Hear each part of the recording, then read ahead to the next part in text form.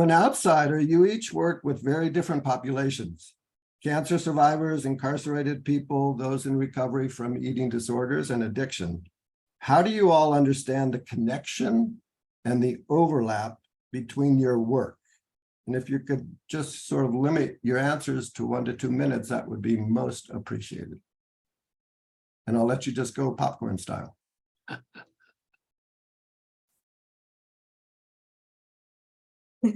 Not Well, I was gonna, Go ahead, Tari. I was gonna say, let me go last, because I see the intersection of the population that I serve intersecting with all the other populations. There's just no doubt. If you are not aware, there are 1 in 3 women in the world who will be affected by cancer. There are, and this might be the surprising fact, 1 in 2 men in the world who will be affected by cancer. So any of the other populations that we're talking about, whether it is a population that is dealing with drug addiction or somebody in prison, that number applies to all of those. So it's a startling number. So dealing with cancer, I think, is the intersection is kind of obvious. So that's, I think, where the, you know, what do we can't bottle any one of these populations up into one nice neat little package. So that's you know, the most obvious intersection, I think. I can really echo that, Tari, as the whole experience from this week, spend it together with you guys, was that we all agreed it's like a human experience, right? That the experience of trauma is global as well. And, you know, we all react in different ways, even though some commonalities are really there. So where we work in our prisons, we have people in front of us weekly with cancer, of course. Addiction is a given. We have it in front of us in each class. Eating disorders, especially when I'm working with the women, but of course also with the men. And also we have people in our classes who comes from combat trauma and war veterans. So I felt that our discussions this week was really important, because as you said, that we cannot put people into boxes. We have to see the whole complex issue, right, of working with trauma. And I also saw that even though we work in specialized fields, we really connected in the way we saw humanity and how we work with people like that. So I'm going to echo that as well. You know, I was thinking the same thing. It's a multi-dimensional thing. It really is. And looking at it from that multi-dimensional perspective supports us in not creating these silos, right? Which can oftentimes be a big problem and a big obstacle to healing the silos. And so this supports us in that. I was thinking, much like Tari was saying a little bit earlier, I remember years ago, probably 20 years ago, when I started this work, the statistic was 1 in 3 were affected by addiction. 1 in 3 families or communities, all that kind of, the 1 in 3. And then recently, about a couple of years ago, I read that it was 1 in 2. And every time I read that statistic, I keep thinking, well, whoever that other one is might be in a little bit of denial, because we're all affected by all of these things in so many ways. And so seeing and having that conversation about how to break down silos was really, really a fruitful thing for me. And I think emotionally speaking, one of the things that we all deal with is looking at the precursors to the issues that people have, whether it's eating disorders, substance abuse, cancer, incarceration, or criminality. And you can just look at stress. You can look at toxic stress. You can look at anxiety. You can look at depression. And these are interwoven with the issue of trauma, but looking at it from a psychological perspective, these are very common in terms of all the different issues that we're dealing with. I think the only thing that I would have to add is one thing that really struck me, and we spent a week together at Omega having this conversation about the intersections between our work. One thing that struck me is that often our students are dealing with multiple issues simultaneously. And so often we look at these as like separate groups, but they're not. And sometimes that's because, as Nikki and James spoke to, the root issue that is, manifesting as an eating disorder or as addiction hasn't been dealt with. Sometimes it's because students switch between different coping mechanisms. And sometimes, not Nikki or Taria and I have talked about this in our work. Sometimes, the draw that a person has in life is that, maybe they're struggling with an eating disorder and get a cancer diagnosis while they have an eating disorder. So that was really, really fascinating. And I think kind of even opened my eyes to connections I hadn't seen before. Thank you all. I'm going to start with a few general questions. And before we go into some specifics, the first one for you is, how do you as a teacher motivate your students to practice?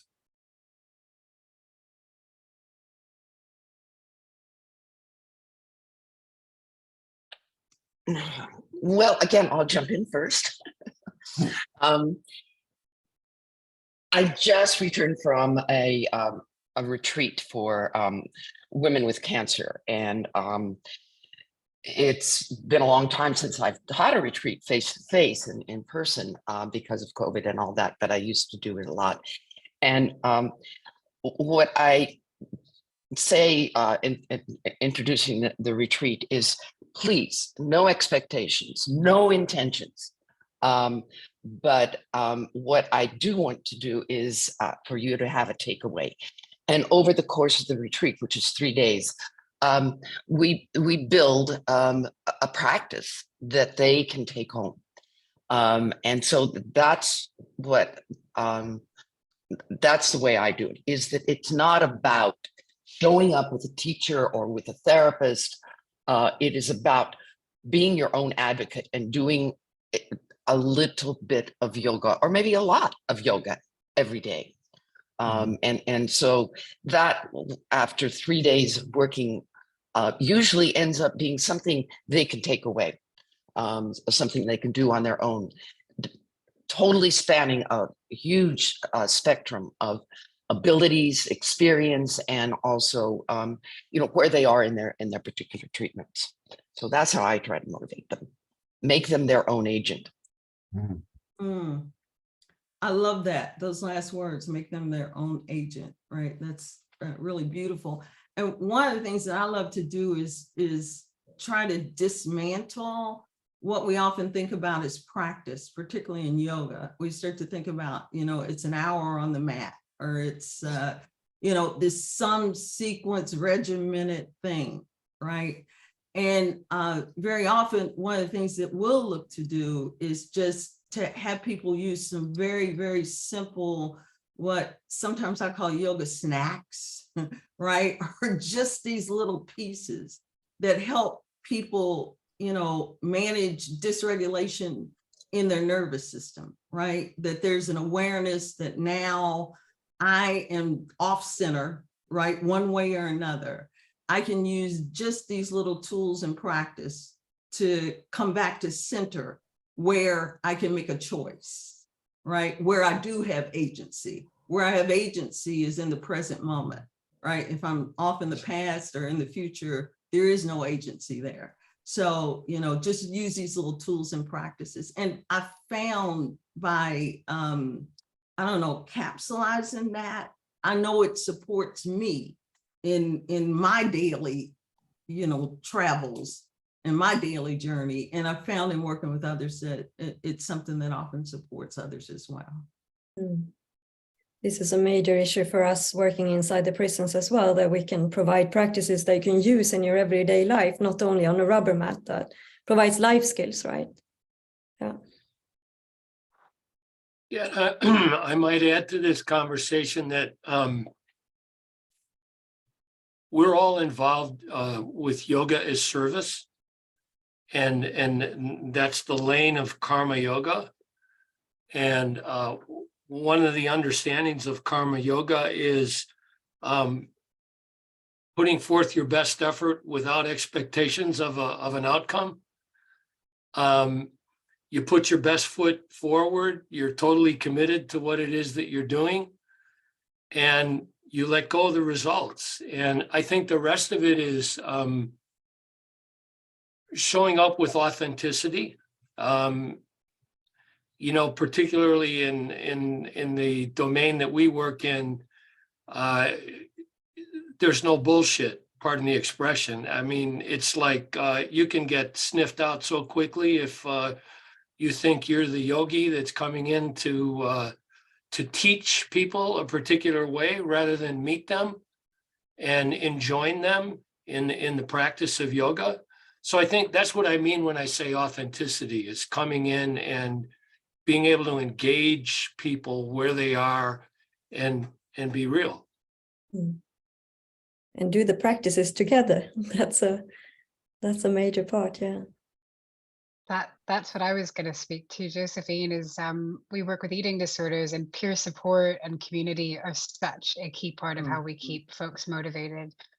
So they're coming to practice to see people, to be in community, to be in connection. They're often, folks are so isolated that's a key part of keeping them motivated, is it being an opportunity to open up and connect with others. Absolutely. I think James. And that, what you mentioned there, Chelsea, I think is one of the other things that I saw the intersection Yeah. with all of our populations is isolation. Cancer is a lonely disease. I mean, that might surprise some of you, but it really is. It brings you inside to think that you are the only one in the world that has cancer. And I'm sure that is a feeling of isolation that someone with an eating disorder, and certainly an addict, but goodness, prison is all about that. I think James might have touched on this next question a bit, but it's worth exploring a little further. On February 6th of this year, a 7.8 magnitude earthquake rocked southeast Turkey on the border near Syria. So this question comes from Turkey. We had a big earthquake in February. I'm living in a different area right now. However, we are all affected by the tragedy we watch on the news and social media. I'm a yoga teacher, and people expect us to heal them. How can we cope with our own trauma and then let them feel safe and at peace?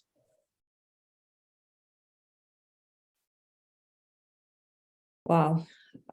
My first feeling is community again, you know, to connect a group of people to be there for each other and share this, not only a yoga practice, right, but be there as human beings and show support for each other before you start to work with the larger community. So you have a core Sangha where you can return to, as I know all of our projects have that, to, you know, give each other support and hold each other, because if you're going to work in the larger community, we need this. We need this support. So, You know, I was thinking about that. I can only imagine what that must be like. I don't have that direct experience at all, but I can only imagine, you know, when a natural disaster like that hits, it really is, and particularly in this case, your ground has been rocked.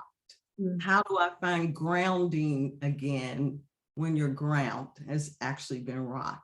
And so, and community is, I was going to reinforce that as well, such a big part of that. And just these little, for me, that part about taking care of myself, knowing that I can't hold space for anybody unless I have space. So I've got to create this, you know, my practices and my community and my support before I can hold space for anybody else. So I have to go back to my basics right, in situations like that, and really do the things in order to support myself in this so that I can support others and reach out and do the things that I know are supportive to me. Yeah. That's what first struck me, and I also I don't have that lived experience. My heart just immediately goes out to that person, and I know there were so many people affected throughout Turkey and Syria. I can only imagine just the scope and the gravity of what you feel you're holding, while also holding your own pain and trauma and grief. What immediately I heard in that is how, you know, people expect us to heal them, and also how do I hold my own trauma, and I would just harp on that you, and it's true for all of us who work with any population or person affected by trauma. I would give you permission to take care of yourself, not only permission, but emphasize.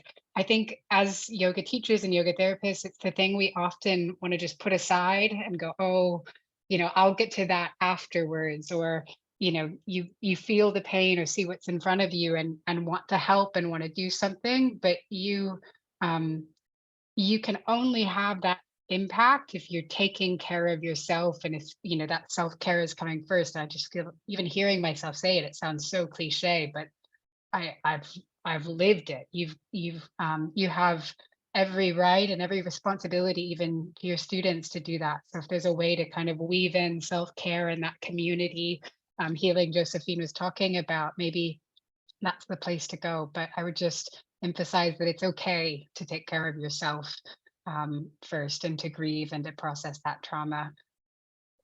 And also to keep, what hat are we having on, you know, like you said, Chelsea, because I mean, there's a lot of expectations of healing coming only from a trauma, or from a yoga practice, right? To keep it real. And what can we do here? We can support and we can be a community, but you know, healing a trauma of this magnitude, I think we need to keep our both feet on the ground here, because it's like, it's so vast and it's so complex.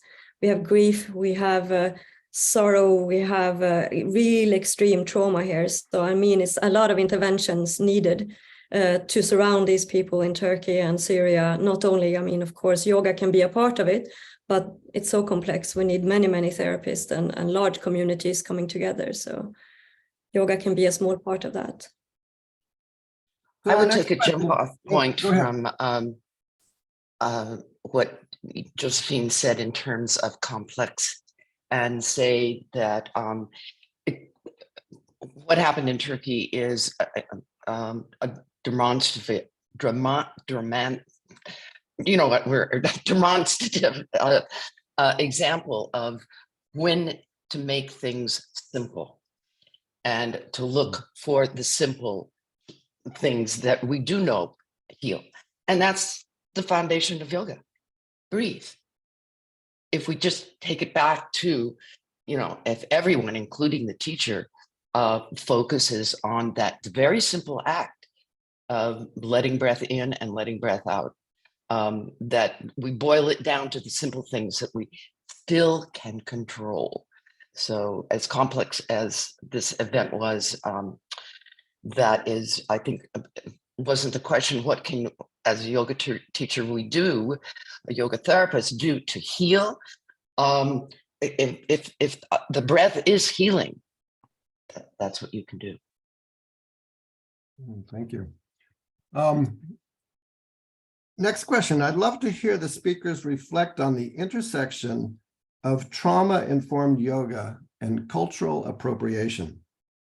If we remove most of the spiritual aspects of the practice in order to be trauma-informed, aren't we participating in cultural appropriation?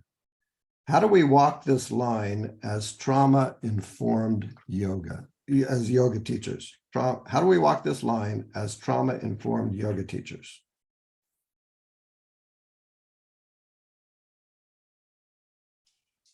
Well, I personally love this question, and I want to thank the person who brought it up. Culture appropriation is real, and it's dishonoring, and it can be harmful. And I want to recognize that. And one of the things we were talking about a little bit earlier is this whole idea of there's something else going on underneath all these manifestations that we see underneath cancer, right? Underneath the mass incarceration and the prison system, definitely underneath addiction, underneath war, underneath all these things. And awareness so that we stop repeating the colonizing practices that are often at the root so much of some of these manifestations, I think is an important thing to recognize, right? There's so much cultural and systemic trauma that really is part of the root of what's going on with all these different manifestations. So to be aware and to begin to stop and intervene regarding these colonizing practices, I think is really important.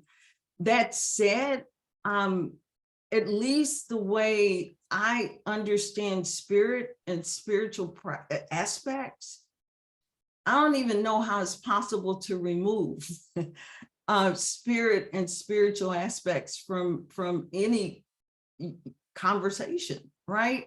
We're multidimensional beings, and spirit is a part of that multidimensionalness.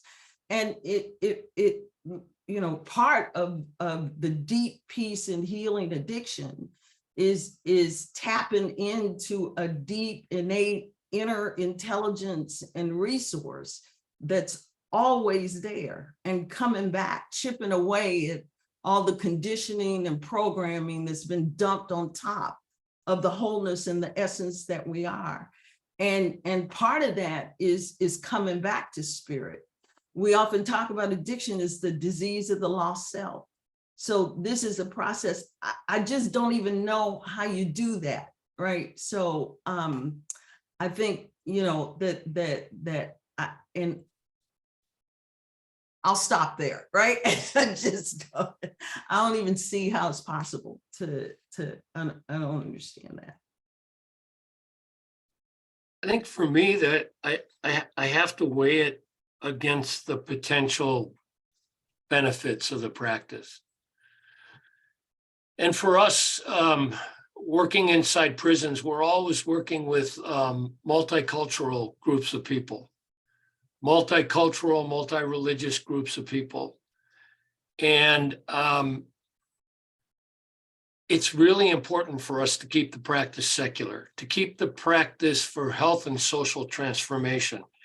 It's interesting, many years ago, I was part of a conference at Patanjali University in India, and it was a conference on yoga for health and social transformation, because it was recognized that for the benefits of yoga, for the healing benefits of yoga to be spread more broadly, there needed to be more of a focus on yoga for health and social transformation.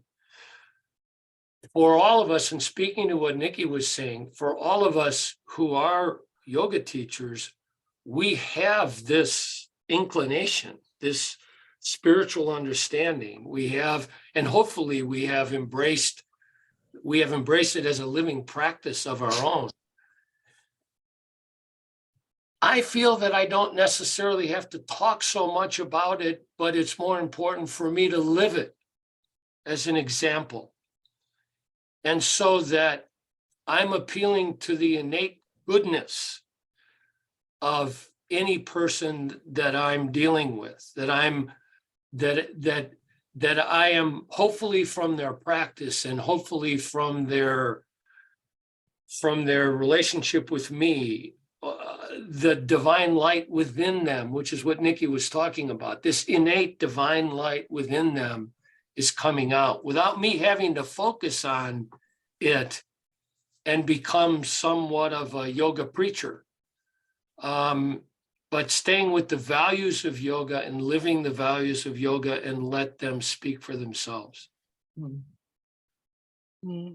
I'm similar to James. I think a lot about the people that are benefiting from beneficiaries of our organization that are showing up, and the diversity that they bring. They bring a lot of different beliefs, come from a lot of different walks of life. And so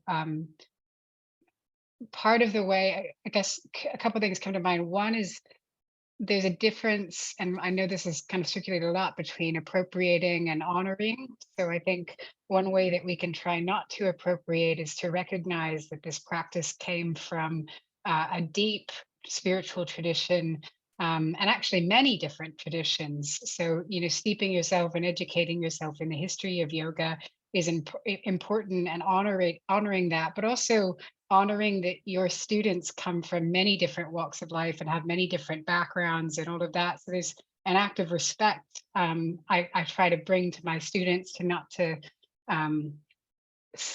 kind of try to fit my beliefs onto them or fit them into my beliefs. One thing that we try to do is drop seeds. So, we may present the practice as, and often it's just in simple terms, yoga is a practice that can support your recovery. Yoga is a practice that can help you connect to your body. So those are maybe secular on the outside, but also dropping little hints. Yoga's got a deep philosophical tradition, and many of the ideas within that philosophical tradition you might find helpful in your recovery. And just dropping little, these are yamas and niyamas, and if you want to follow this, so I think dropping those little threads and honoring a practice that has a deep not as you're teaching is really important. But I come back to respecting the students that you're teaching, and not, I like that, not kind of yoga preaching, not treating your seat as a pulpit. That comes with power dynamics that are problematic as well. I'm going to jump in on the word trauma, as yoga being trauma informed, as a way to connect some of the other things that have been said. Trauma, by its definition, is the result of a disturbing event that happens, maybe not in the case of the earthquake in Turkey, but a disturbing event that happens to an individual. That earthquake happened to millions of individuals, but it happened to each one. So how that, then they are not the same. The results are not the same as the collective to the individual. And so if yoga is going to be trauma informed, it has to make room for the millions and for the individual. And so I think we really have to take it as, maybe take the word trauma informed out as being a little bit boxed in, and just say, yoga, the big Y yoga is bigger than the sum of its parts. I mean, it is not just asana, it's not just meditation, it's not just pranayama, it's all these things networked, woven together that makes yoga, the big yoga, the larger than the sum of its parts. So to take any one thing out is, takes away from the whole, and yet we can be trauma informed and trauma sensitive to each population that we serve. So I think that, and no spirit is lost in that. I mean, everybody has their own spirit, where they are and where they experience it in their yoga experience. Thank you. This next question was for men facing addiction and drug, alcohol issues, but I think it could be applied to all of the populations. She says, I feel that some men get bored because they are less engaged. Have you an experience of this, and how do you keep things interesting and new? Interesting question. I love it. Thank you for that question. And I think I'm going to answer it the way that one of my teachers told me is the answer to everything. And the answer is, it depends, right? One of my teachers told me that's the answer to everything, and I found that to be true. And in general, what I would say about this, and I agree, Rob, I think it applies to everyone in any class. Generally, one of the first things I do when I'm going into a class is try and get a sense of the energy of the space and what's going on generally energetically within that space. And then what I've always been taught is that you meet the energy where it's at, right? So if the energy feels a little bit lethargic, I might have start class a completely different way or create a completely different kind of class than I would, and I walked in and the energy was frenetic or that. So to meet the energy where it's at, what I was taught around that is that energy only moves when it feels safe. So were I to come in and you know, to a class where people were just seemed just a little bit lethargic and started in this big energetic way and do a bunch of sun salutations and all that, the energy is going to fight. There's going to be this disruption, a fight, right? Rather, I meet the energy where it's at and then move it toward a different direction so that by the time we leave the class is different than the way it was when we came in. So generally, I would say something like that. And it still depends on so many things, particularly in this realm of recovery. It might depend on who I'm working with and the stages of recovery, the stage that they might be in recovery. It might depend on, you know, if I'm working in a treatment center context, you know, what might be the primary substance that has been used within this group. So there's so many aspects to that question. You know, because different practices are more useful at different stages of recovery. The practices are the same, but how they're used could be different depending on the stage of recovery that folks that I'm working with might be at. So there's a lot to that question. Like I said, generally, I've learned this thing about meeting the energy where it's at. And I really haven't seen that not work. So, you know, just for a general answer, I'd point folks in that direction. Nikki and I have a lot of overlap in this area. So I might just piggyback a little bit on what you shared, Nikki. I used to find this a lot when I was teaching in treatment centers. Sometimes as part of treatment, my students were fairly highly medicated, and I'm not saying that in a negative way. It was, you know, and some of the side effects of those medications were lethargy. So sometimes I would think they were bored and they might just actually be really sleepy and lethargic because of their medication. And sometimes it was boredom. So in addition, I thought the same thing, Nikki. It depends. It depends on your relationship with the student. It depends, is it a one-off class or multiple classes? Yes. But some practical ideas for you. Sometimes I tried to do things that were non-traditional. So I would bring in even, I would meet the energy where it is, but sometimes with that lethargy, a little bit of movement and moving the energy in the space is helpful. I used to bring in a little bit of improv exercises to get people moving and kind of engaged in a different way. So I would wonder about whether you can incorporate play and humor to engage people. I also found that educational elements with yoga were really helpful. If a person is, you know, a bit bored by the practices, why are we doing this?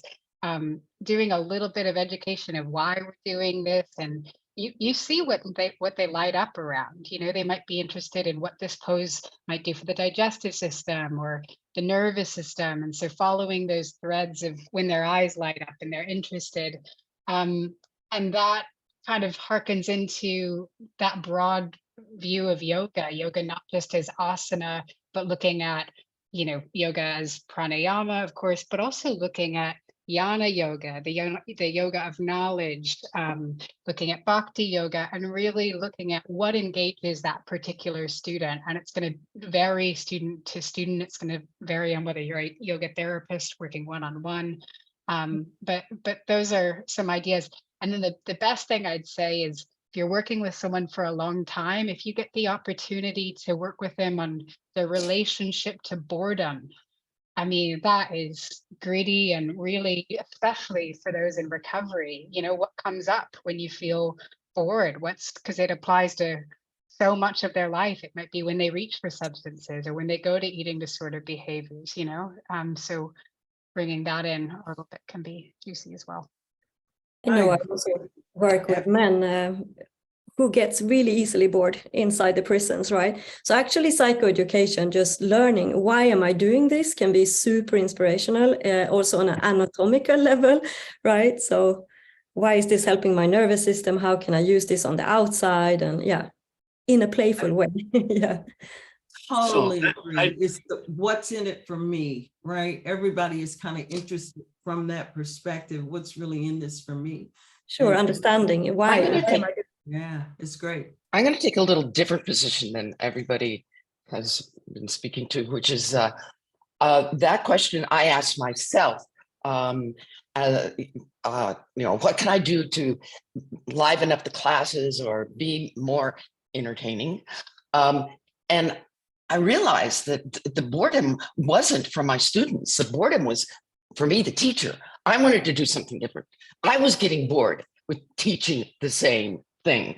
And what I discovered was that, particularly with the population that I work with, is that they were not bored. They were feeling safe when they knew what was coming, when they knew what to expect, and when there wasn't a lot of newness coming in. They were not there to be entertained. They were there to find ways to feel better. And I was, and exactly what Josephine said, if you say for my entertainment, I'll stop and explain something as to how that actually does create a healthier immune system. And that's my entertainment, to see if I really understand what I am doing and what I'm passing on to them. And boy, do the ears light up when that is explained. It's not just given as a platitude, or oh, and yoga is good for the immune system, but to actually explain it. So yeah, I'm going to step over the line here and come at it in a completely different angle. And I'm going to compare boredom with denial. I'm not talking about the river either. Having worked with men, primarily with men for the last 20 years, and worked with men around issues under the banner of restorative justice, which is all focused on healing harm caused. I think what happens particularly with men is once they're exposed to a certain amount of the harm that I'm causing myself, the harm that I'm causing other people by my behavior, by virtue of what it is that I'm engaged in, don't want to deal with that. So I think what happens to a certain degree is the boredom is as a result of, how do I get out of this situation? There are certain things that are being drawn to my attention that I don't particularly want to deal with. And I think it all comes back to harm caused. And if it's harm caused from the substances that I'm using, harm caused to myself, harm caused to other people, if it's harm caused from my behavior, I don't particularly want to deal with it. I'd rather be in denial. So that may sound a little bit harsh, but again, from my kind of day in and day out exposure to dealing with issues of that men present, I'm tossing that into tossing that into the conversation. And what a conversation it is. I hope to volunteer teaching yoga at a domestic violence shelter. Drawing on your experience, could you provide examples of good language cueing and postures that will not trigger sensitive adults and children? Oh, so talking to domestic violence, I feel here is an invitational language is very important, because if you're coming from violence in your home, mostly you're coming from someone is taking control over you and you know, maybe abusing you. So I feel like inviting people into poses, into practices, and trying to create a sense of safety around the group, like that we give back the agency to the person who can choose. You give some options when you're teaching these classes or facilitating these classes for learning how to take care of myself and find poses and practices that feels beneficial for me. I think that is super important here, to equalize the power dynamics, to be there on a equal grounding, right? Because here we have a power dynamic that's normally like that if you're coming from violence, especially in your home environment. So inviting language and providing options and counting down for a sense of safety, like all these classical trauma-informed cues and pedagogics, I feel it's very important here, especially when we're working with these complex issues, when you've been exposed to this. I know you guys can chip in, but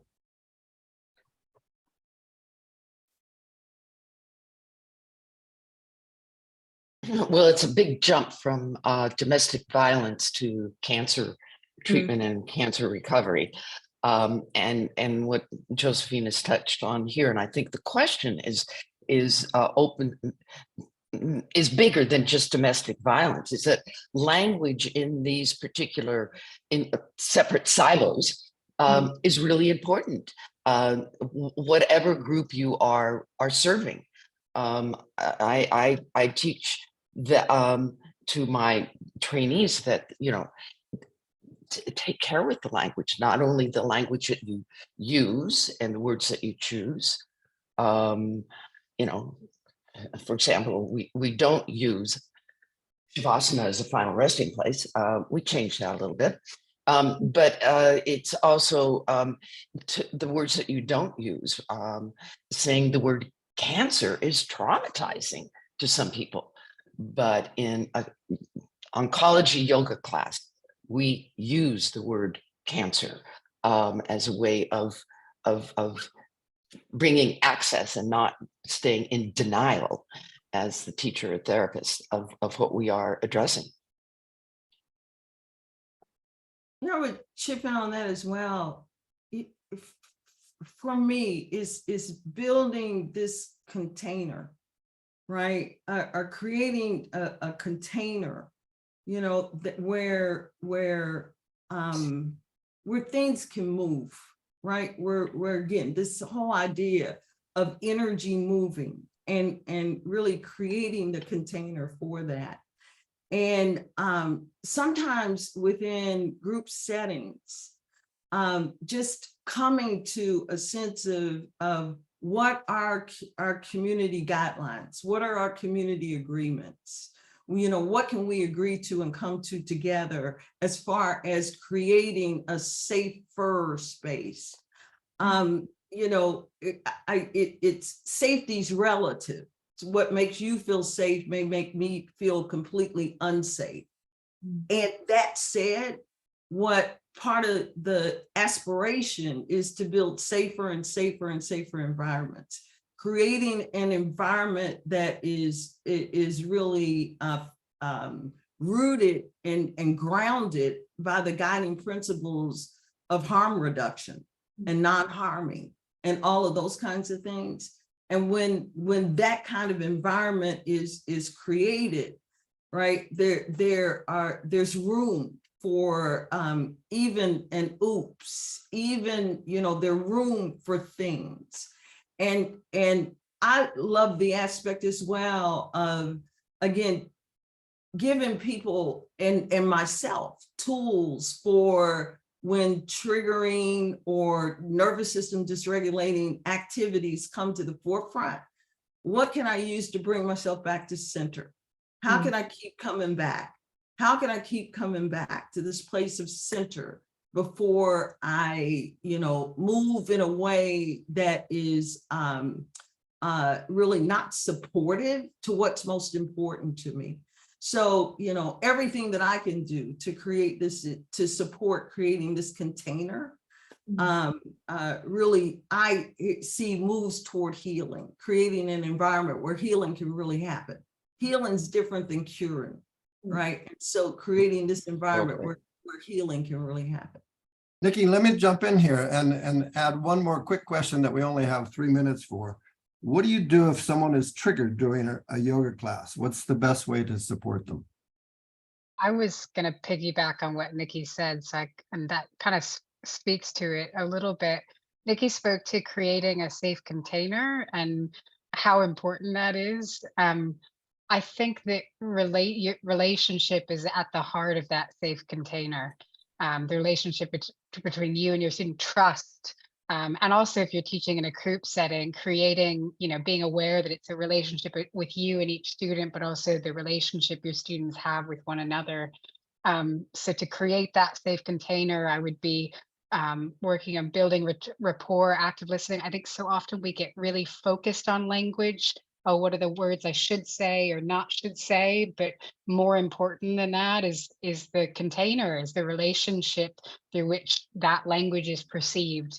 So I think if I trigger, my students, that relationship, being able to hold that rupture, your student knowing that it's safe to say, wow, what you said really rattled me or really upset me, having an ability to hold that, what can feel like, oh my God, it can feel incredibly confronting. Oh my gosh, I didn't mean to do that. You can get defensive. So creating a relationship where you can hear that, where you can learn, where you're open and curious to learn about that person's experience. And then, Nikki spoke already about giving, working on tools to, you want your student, we're going to get triggered, so I think a big part of our work is making sure that our yoga practice is one that can support us when we're triggered, so we can have a relationship with our triggers. With eating disorders, people are like, oh, should I not say belly? Should I not have them put their hands on their belly? It depends on stage of recovery, but we want them to be able to have a relationship with their belly eventually, so not avoid. I think the hard and fast rules around language is tough. Create the relationship and container. And be authentic when we arrive there. I think just being ourselves basically and doing our own practice will take us a long way, because people will sense we're coming from here, even though we use me too, I can get stuck in my language, so but yeah, So having the a grounding pattern. Yeah, the person who asked the question about working with domestic violence in California, if you're convicted of domestic violence, you're required to do a 52-week course to deal with it. So the person who asked the question may already know the course that the people that she might be teaching yoga or he might be teaching yoga. I would find out as much as I could about that course, the details of that course, so I'd be well informed about the group that I was bringing yoga to. This little teaser of a conversation could go on for 4 hours.